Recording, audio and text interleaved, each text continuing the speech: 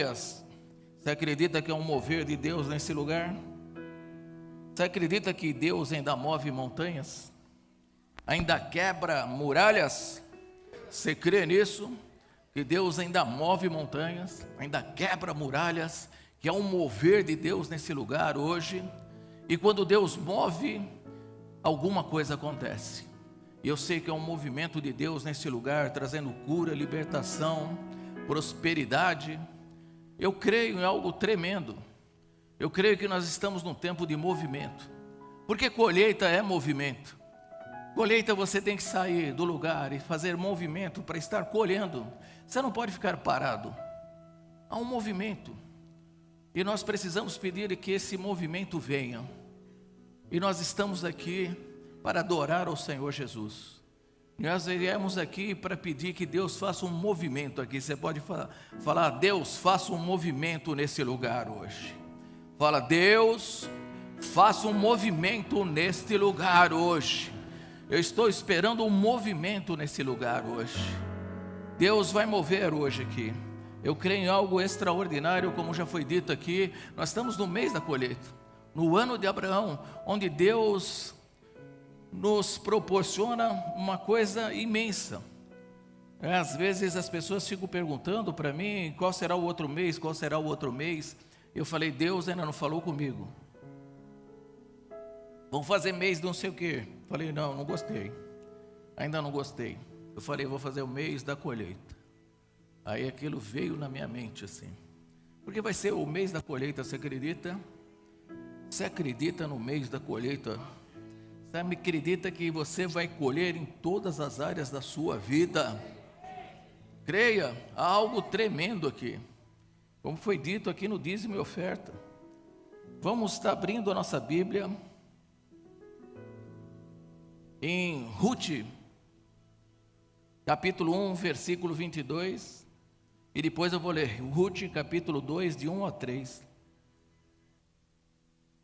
porque é um movimento nesse lugar. Eu já posso sentir esse movimento aqui. Você pode sentir um movimento aí? Você pode sentir esse movimento no seu lugar? Você pode sentir que você já está sendo aí preparado por uma grande colheita, que você vai ter que ter fôlego, que nós precisamos ter movimento, como o bispo aqui falou, que nós vamos estar orando pela nação, não é uma questão de política, mas uma questão de princípios naquilo que acreditamos. Quando veio a pandemia, a primeira coisa que nós fizemos, que Deus tinha colocado no meu coração, e eu falei, eu vou sozinho, vou ungir a Paulista toda. Eu falei para alguns, mas o pessoal no WhatsApp é rápido, né? Aí quando eu vi, tinha um monte de gente aqui, eu falei, se a gente for lá, o pessoal vai prender nós, né? E a gente foi lá para Paulista, pegamos lá, ungimos toda a Paulista, ungimos o Pacaembu, onde tinha os negócios. Nós ungimos, e sabia que havia um novo tempo para o Brasil.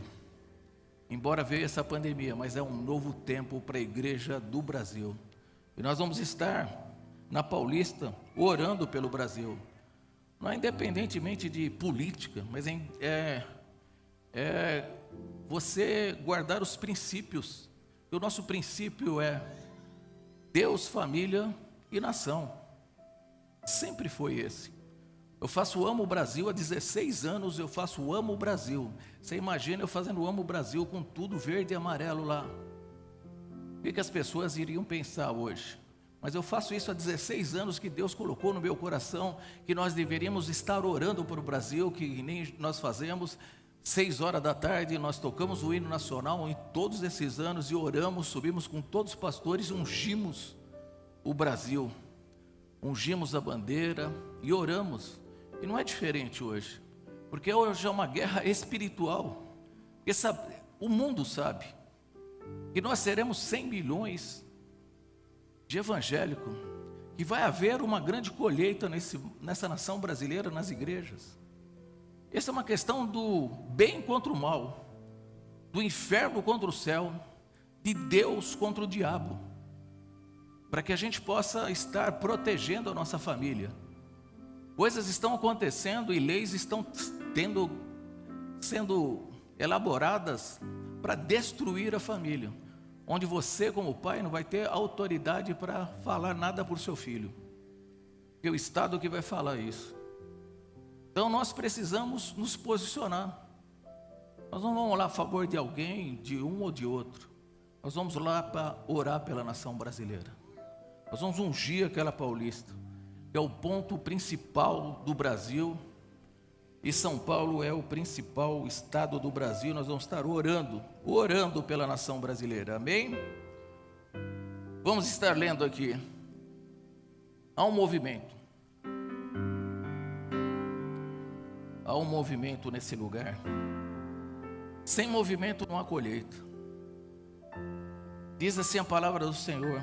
Foi assim que Noemi voltou das terras de Moabe, com sua nora Ruth, a moabita. Eles chegaram a Belém no início da colheita da cevada. É coincidência? No início da colheita da cevada. Há uma unção de colheita nesse lugar. Há uma unção que você está no mês da colheita. Você chegou aqui agora no mês da colheita. E olha só o que acontece no capítulo 2. E é sobre esse capítulo 2 que eu vou estar ministrando. Noemi tinha um parente por parte de marido. E era um homem rico e influente. Pertencia ao clã de Elimeleque e chamava-se Boaz. Ruth, a moabita, disse a Noemi: vou recolher espiga no campo daquele que me permitir. Vá, minha filha, respondeu-lhe Noemi. Então ela foi e começou a recolher espigas atrás dos ceifeiros. Casualmente entrou justo na parte da plantação que pertence a Boaz, que era do clã de Elimeleque. Curva sua cabeça, vamos orar ao Senhor. Senhor, grandioso e maravilhoso Deus, nós te louvamos, te agradecemos por esse dia maravilhoso, por esse domingo espetacular, onde nós tivemos aqui um crescimento, onde nós tivemos uma ação e um mover de Deus desde manhã, onde o Senhor moveu no meio dos louvores, em tudo que foi feito na apresentação de crianças, de novos líderes aqui. Senhor Jesus, nós te louvamos por isso. É um privilégio estar fazendo a tua obra. Por isso eu abençoo cada família, cada um que está nos assistindo pela internet. Que Deus possa abençoar, guardar, abrir janelas dos céus e derramar bênçãos sem medida, em nome de Jesus, amém, glória a Deus. Pode aplaudir ao Senhor.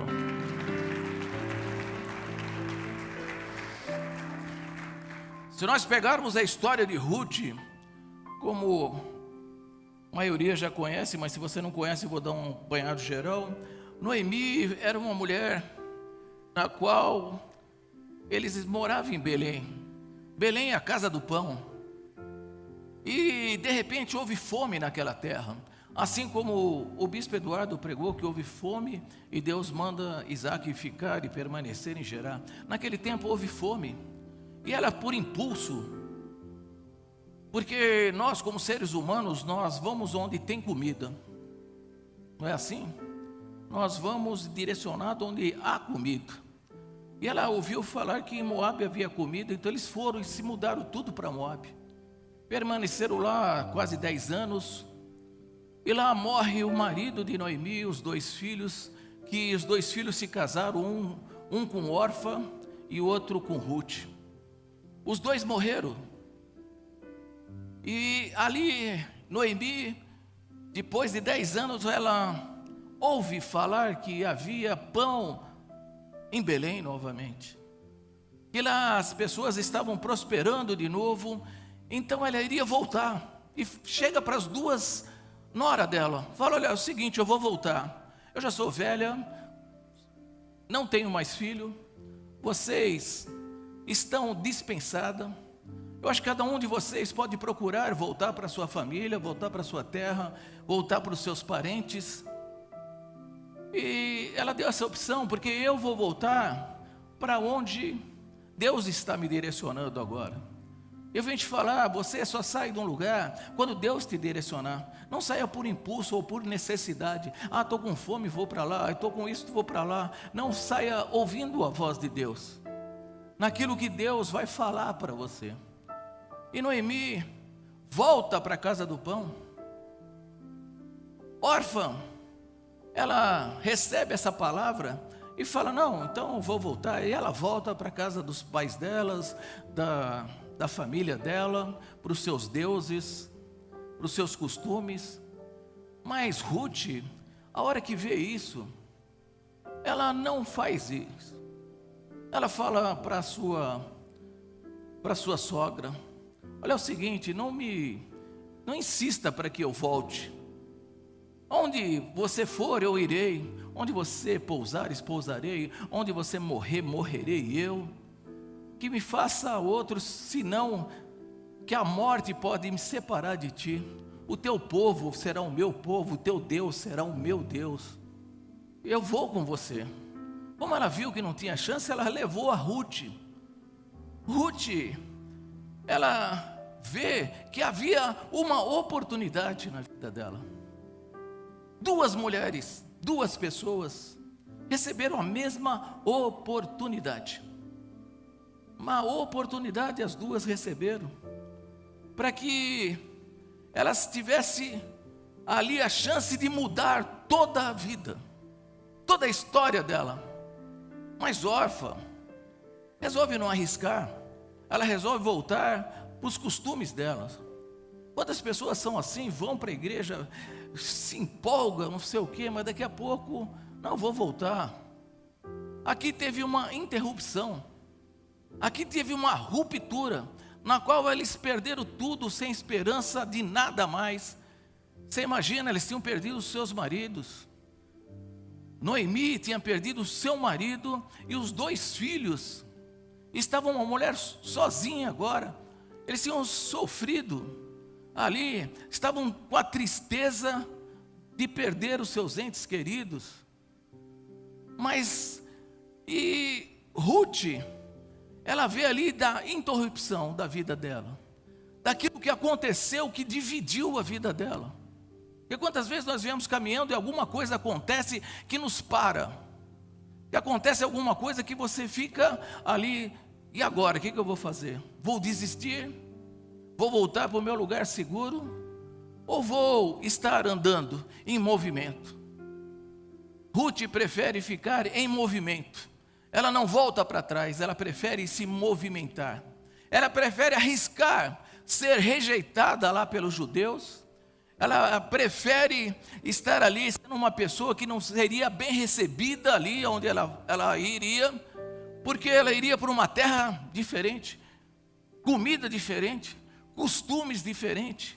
E a sua sogra não tinha nada para oferecer, porque quando eles saíram de lá, eles tiveram que vender tudo que eles tinham, para ir para Moabe, os moabitas. E moabita não era bem aceito lá.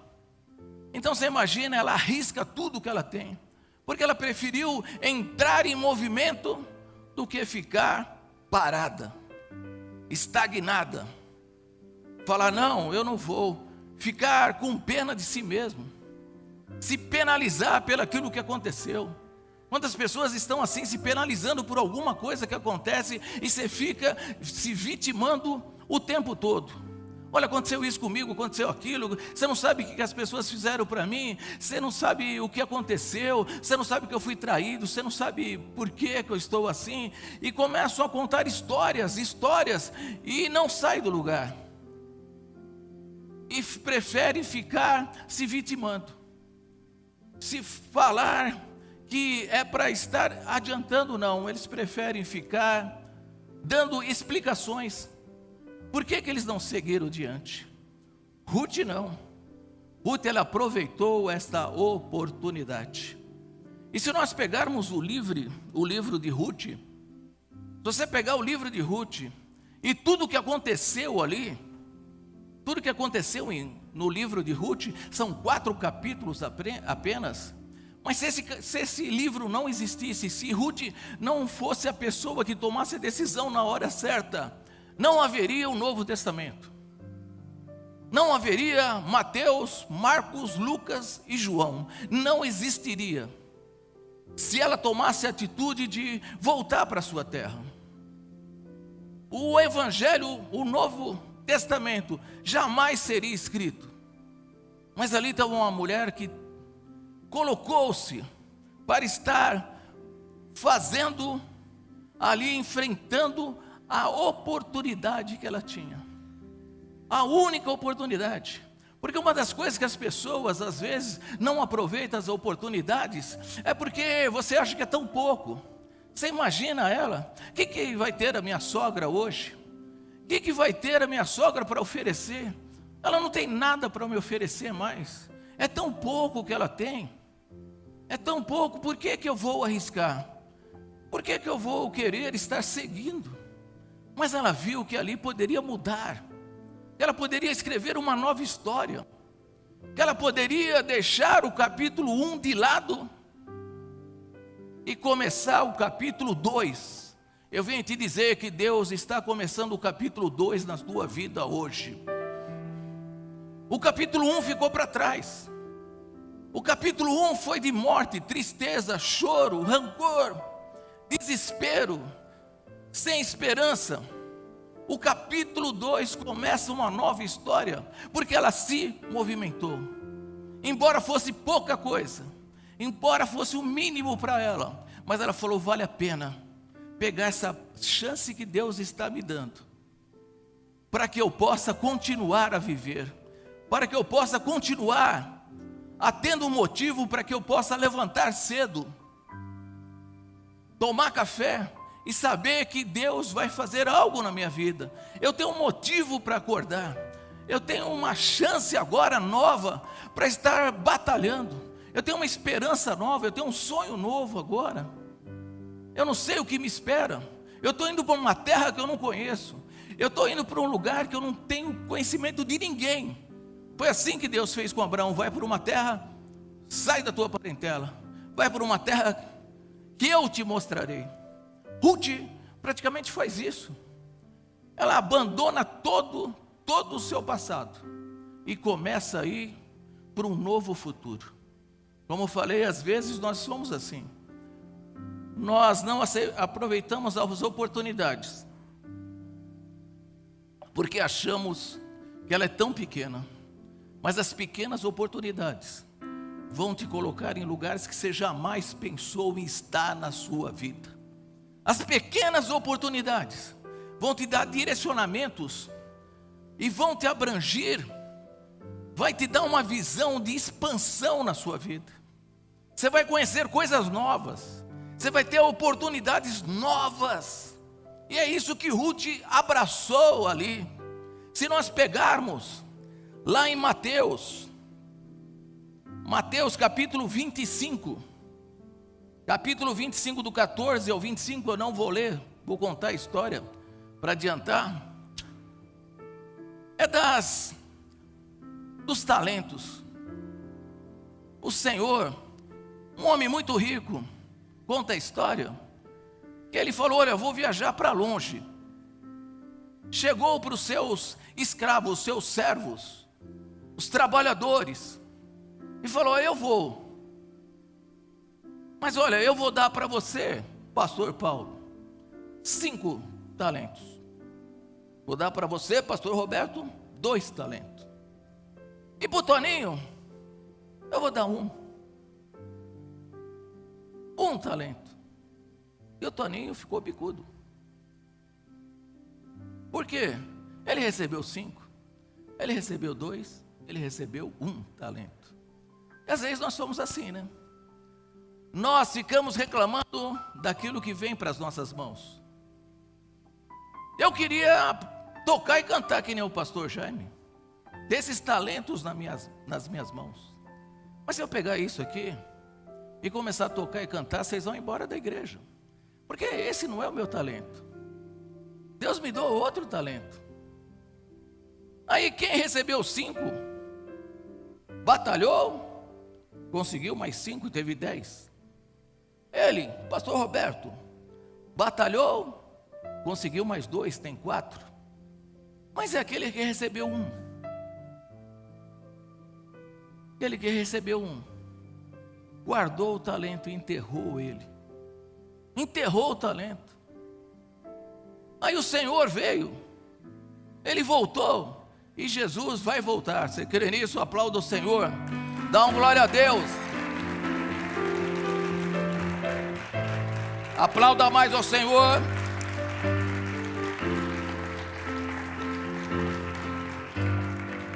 E olha só, quando ele volta, chega para o pastor Paulo. Olha, e aí, pastor Paulo, o que você fez, talento? Eu multipliquei, fiz isso, fiz aquilo, deu um jeito, consegui mais 5. Parabéns, entra no gozo da vida eterna. Pastor Roberto, o que ele fez com os 2 talentos dele? Granjeou e fez mais 2. Parabéns, entra no seu gozo eterno. Mas para o Toninho, cheguei para ele. Ele chegou e falou assim: e aí, o que você fez com o meu talento? Ele falou assim: eu enterrei, porque eu tive medo. Eu sei que o Senhor colhe onde você não planta, e eu tive medo, e por isso eu enterrei meu talento. Olha só uma coisa que Deus não pediu nessa parábola dos talentos. Ele não chegou para o pastor Paulo e falou assim: eu te dou 5 talentos e você tem que multiplicar. Pastor Roberto, eu dou 2 talentos e você precisa multiplicar. Toninho, você precisa multiplicar. Ele em nenhum momento ele chega para os seus servos e pede para eles multiplicarem. Não pediu para ninguém multiplicar. Não pediu para nenhum deles fazer nada com aqueles talentos. Fazer nada. Porque nós vemos que uma coisa que ele fez foi deixar os talentos. Você imagina, ele podia deixar com os filhos, com os seus herdeiros, que era a riqueza dele, era uma riqueza dele, era talento dele. Era uma riqueza dele, que para quem que ele tinha que deixar? Para os filhos. Já pensou, você vai viajar? Estou com o pastor Eduardo, com o bispo Eduardo. Falo assim: não vou te dar nada, eu vou viajar, vou dar tudo para o pastor Rodriguinho. Você imagina? Você faria isso? Como pai? Mas Deus fez isso. Deus, Ele pegou e falou: vou dar para os meus servos. Outras Bíblias, a tradução falou: vou dar para os meus escravos. Deus fez isso comigo e com você. Ele colocou talentos nas nossas mãos, mesmo nós sendo os escravos do pecado. Deus te deu talento. Você tem talento distribuído na sua mão hoje aqui. Se você é uma pessoa talentosa, dá glória a Deus e um grito de júbilo ao Senhor. Eu sou talentoso. Eu sou talentoso. Agora olha só, aquele que teve o que ele fez? Ele enterrou. Ele enterrou porque ele teve medo. Se você deixar o medo dominar a sua vida, você vai enterrar o seu talento. Porque para nenhum ele pediu que multiplicasse. Ele não falou: olha, eu vou te dar uma ordem, eu vou dar 5 talentos, mas você, quando eu voltar, você tem que multiplicar. Sabe por que não? Porque em Gênesis capítulo 1, versículo 27, diz assim, olha só o que diz aqui: e criou Deus o homem à sua imagem, e a imagem de Deus o criou, macho e fêmea os criou, e Deus os abençoou, e Deus lhe disse. Primeira palavra que Deus disse ao homem: frutificai. Frutificai. A primeira palavra que ele disse para o homem: frutificai. Para mim, frutificar, isso é um instinto que tem que estar dentro de mim. É instinto, então eu não preciso que alguém me fale para mim frutificar, porque isso já está dentro de mim. Quando Deus me formou, Ele já me fez frutífero. Tem alguém que é frutífero aqui? Tem alguém que quer dar um glória a Deus hoje?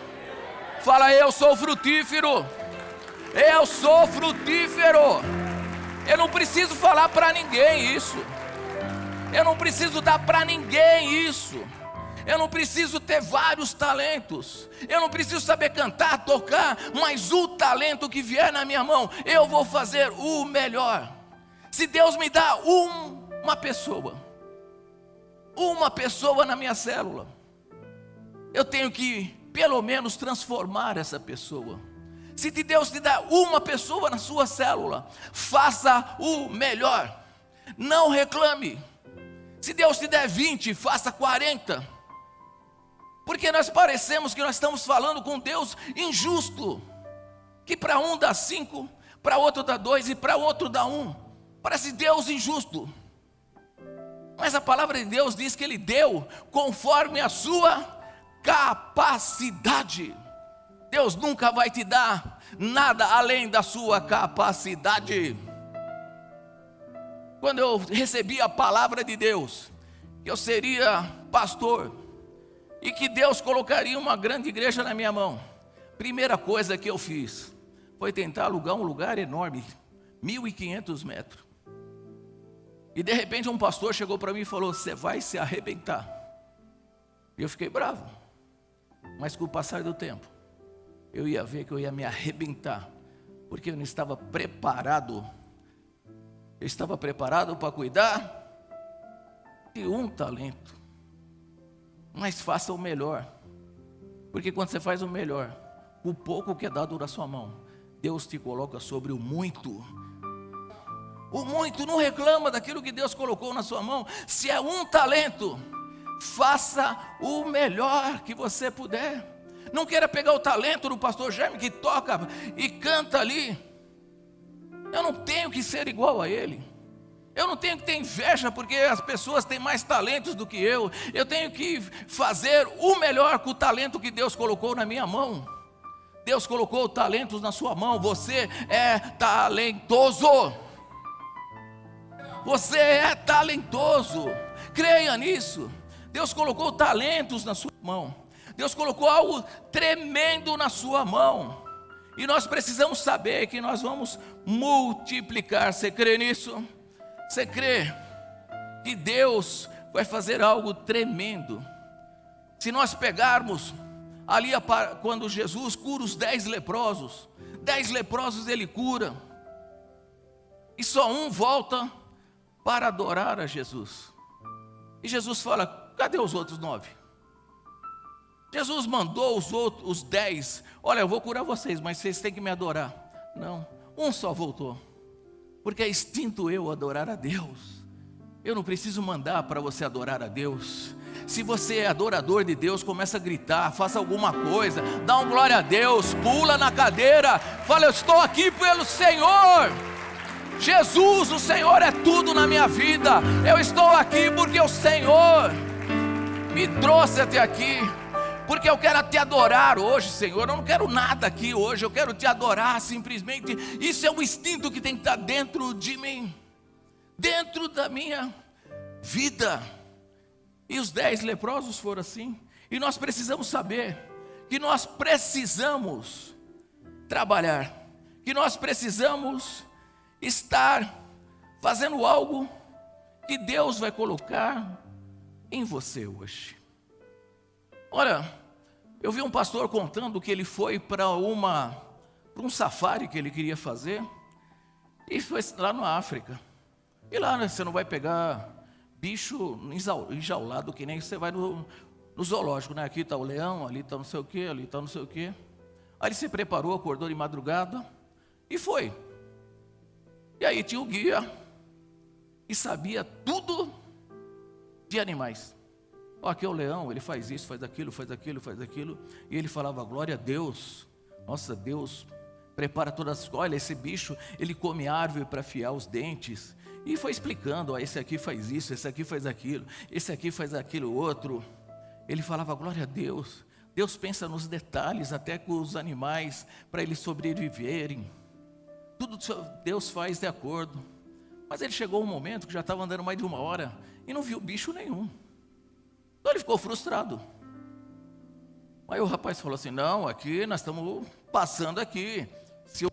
Aqui não é um zoológico, tem o animalzinho lá que você fala: ó, lá está o leão. Não, às vezes o leão aparece, às vezes a girafa, às vezes vem outra coisa, às vezes vem um elefante. E aí, esse só explicou. Aí no mesmo safari, estava com eles um guia local, um cara da África. E ele desce do carro, faz assim. Tem um leão ali. Tem um elefante ali. O elefante está bem ali. E eles foram e o elefante estava lá. O intelecto pode explicar. O teu intelecto pode explicar as coisas. Mas quem tem o instinto descobre coisas. E às vezes nós precisamos estar usando o instinto que Deus colocou dentro de mim e dentro de você. O instinto de adorar, o instinto de frutificar, o instinto de você chegar no lugar, mesmo que parece que não vai dar nada aquele lugar, você fala, aqui Deus vai fazer uma grande obra. Deus vai fazer uma grande obra. Porque se a gente fizer só no intelecto, nós não vamos conseguir sair. Nós não vamos, mesmo que você possa explicar, você não vai conseguir descobrir aquilo que Deus tem preparado para você. Por isso que muitas pessoas, a gente fala, faz isso, faz aquilo, as pessoas só têm explicações. Participa de uma célula, participa do ministério, participa disso, e a pessoa fica só ali, dando explicações. Olha, eu não posso fazer isso porque eu trabalho muito, eu não posso fazer isso porque eu não tenho tempo, eu casei agora eu tenho um filho pequeno, agora eu estou com isso, agora eu estou com aquilo, e vai dando explicações. E não usa o instinto que Deus colocou dentro de você, o instinto de servir, o instinto de adorar, o instinto de frutificar. Eu creio que vai ser uma frutificação em todas as células, em nome de Jesus. Você crê nisso? Pode dar um grito de júbilo ao Senhor.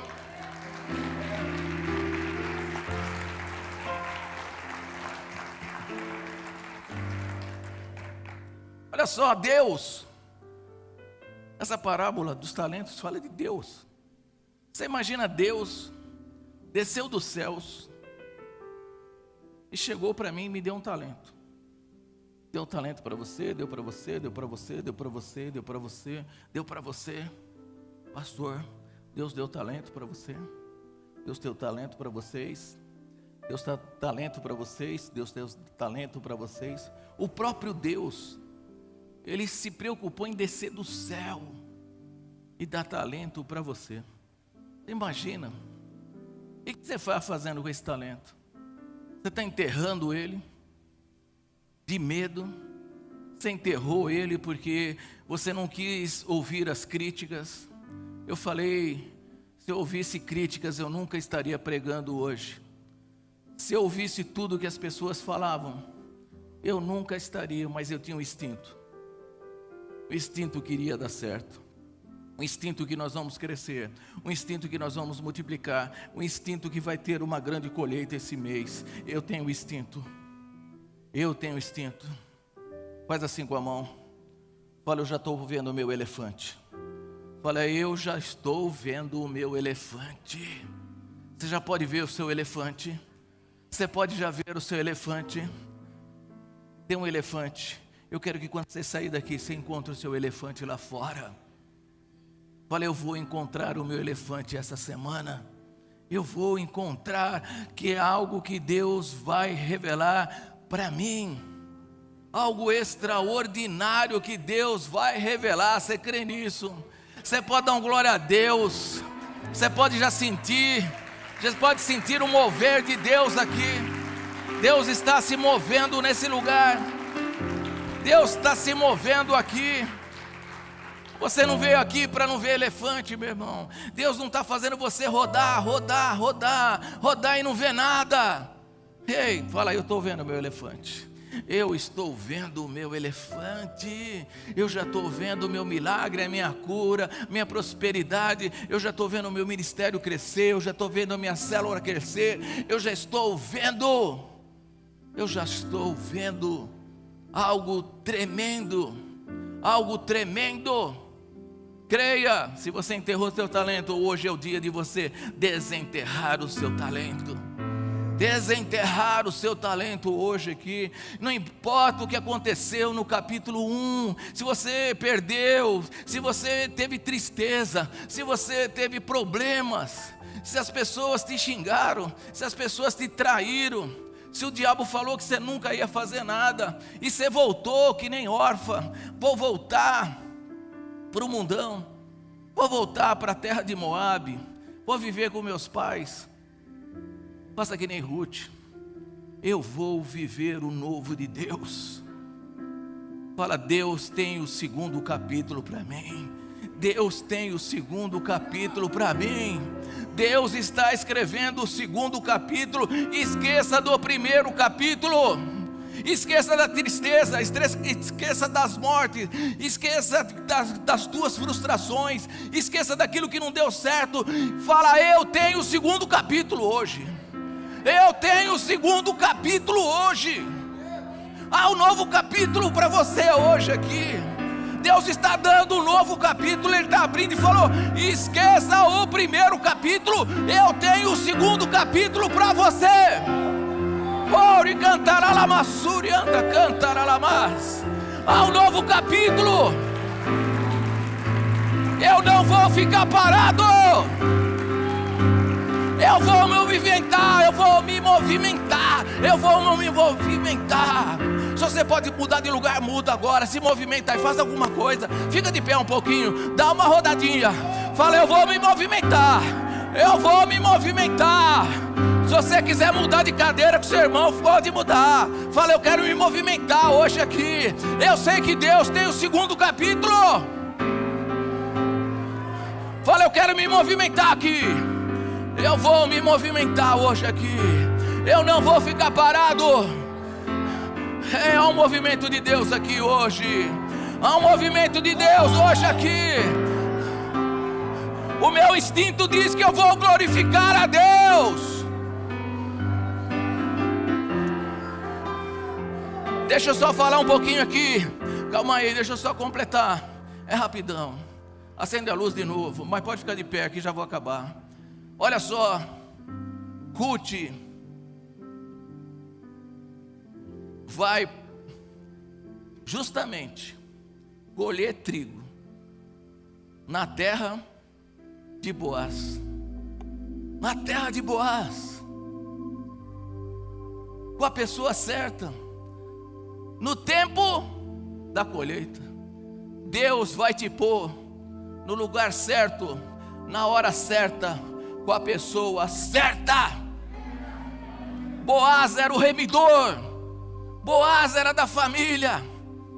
Ruth pede permissão e começa a colher. Depois dos segadores, ela começa a colher os trigos. Aquilo que sobrava ela colhia. Aquilo que sobrava ela colhia. Ela estava trabalhando, ela não se importava com o que ela estava fazendo. Me deram essa oportunidade de colher o resto que cai. Eu vou agarrar essa oportunidade. Deu esse talento eu posso pegar ele. Eu não vou enterrar meu talento. Eu vou aproveitar essas migalhas que caem. E começou a colher aquelas migalhas que caíam. Aquelas migalhas que caíam. E de repente Boaz olha e vê Ruth lá. Quem é? É Ruth, nora de Noemi. Deixa eu falar uma coisa. Todo o teu esforço, saiba que Deus está olhando lá do alto dos céus.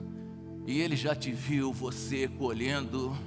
Ele já te viu teus esforços de orar, jejuar, de você estar fazendo obra de Deus, de você estar colhendo só as migalhas hoje. Você está colhendo só as migalhas. E Boaz falou, olha, deixa cair uns trigos bons aí, para que ela possa colher. Deus vai fazer isso já com você. Já vai começar a dar coisas boas para você. Aproveita a oportunidade. É um talento só? É um talento só. Mas eu vou aproveitar. Eu vou aproveitar. Aí ela olha e vai lá. Capítulo 2. Em 3 capítulos, ela trabalhava no campo de Boaz. Em 3 capítulos, ela trabalhava no campo de Boaz. No capítulo 2, no capítulo 3, ela conhece Boaz. No capítulo 4, ela casa com Boaz. Ela começou a trabalhando. Em 3 capítulos, ela passou a ser dona da terra que ela colhia, da onde ela trabalhava. E Deus está te dando algo tremendo hoje aqui. Ruth casa com Boaz, tem um filho chamado Obed. Obed é pai de Jessé, e Jessé é pai de Davi.